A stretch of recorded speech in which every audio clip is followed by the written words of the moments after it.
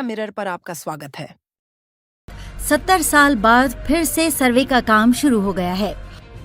इस बार पूर्णिया के सभी 14 अंचलों समेत बिहार के सभी अंचलों में एक साथ जमीन का सर्वे का काम शुरू हो गया है। हालांकि पूर्णिया के शहरी इलाके यानी नगर निगम क्षेत्र में अभी सर्वे नहीं हो रहा है। सर्वे को लेकर सभी गांव में पहले आम सभा हो रही हैं, जहां अधिकारी गांव में जाकर लोगों को बता रहे हैं कि किस तरह सर्वे का काम किया जाना है, क्या क्या कागजात उसमें लगेंगे। पूर्णिया के सुखसेना गांव में भी मुखिया सरिता देवी के नेतृत्व में आम सभा का आयोजन किया गया, जहां अधिकारियों ने लोगों को सर्वे के बाबत जानकारी दी। वहीं इसको लेकर अपर समाहर्ता सह जिला बंदोबस्त पदाधिकारी रवि राकेश ने कहा कि बिहार में लंबे समय से सर्वे का काम नहीं हुआ था, जिस कारण कई तरह की समस्याएं होती थीं। वहीं जमीन विवाद काफी बढ़ गया था। अब इस सर्वे के होने से सबसे अधिक फायदा होगा कि सारी जमीन ऑनलाइन हो जाएगी। सभी जमीन वाले लोगों को अपने नाम से खतियान बन जाएगा और वो खतियान ऑनलाइन हो जाएगा। इसलिए अब भूधारी को परेशानी नहीं होगी। लोग कहीं भी बैठे हुए कभी भी अपने जमीन के बारे में जानकारी ले सकते हैं। एडीएम ने कहा कि ये सर्वे सभी गांव में एक साथ हो रहा है, इसलिए सभी लोग अपने अपने कागजात दुरुस्त कर लें। उन्होंने कहा कि जिनके पास जो भी कागज हैं वो कागज के साथ फॉर्म भरकर ऑनलाइन भी जमा कर सकते हैं। कोई भी व्यक्ति कहीं भी बैठे बैठे ऐप के माध्यम से ऑनलाइन फॉर्म जमा कर सकते हैं। इसके अलावा ऑफलाइन भी सुविधा दी गई है, लेकिन ज्यादा से ज्यादा लोग ऑनलाइन करेंगे तो उसमें गड़बड़ी की आशंका कम रहेगी।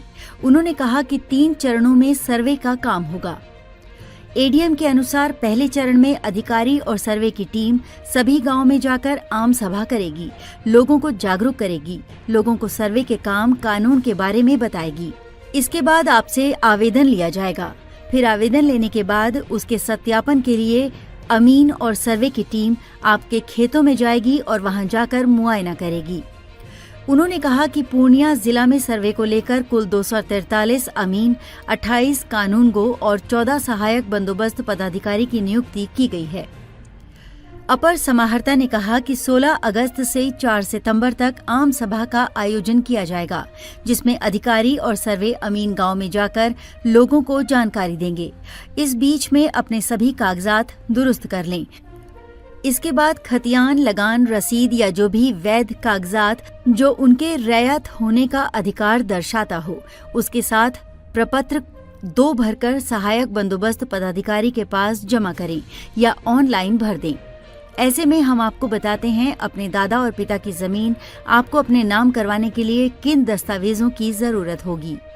इसके लिए आपको मृत जमाबंदी रैयत की मृत्यु डेट और साल, जमाबंदी संख्या की विवरणी, मालगुजारी रसीद संख्या और वर्ष, खतियान की नकल उपलब्ध हो तो दावाकृत भूमि से संबंधित दस्तावेजों का विवरण, यदि सक्षम न्यायालय का आदेश तो उसकी मूल कॉपी, आवेदनकर्ता का हित, अर्जन करने वाले का मृत के वारिस होने के संबंध में प्रमाण पत्र, आवेदक के आधार कार्ड की कॉपी, वोटर कार्ड की फोटोकॉपी।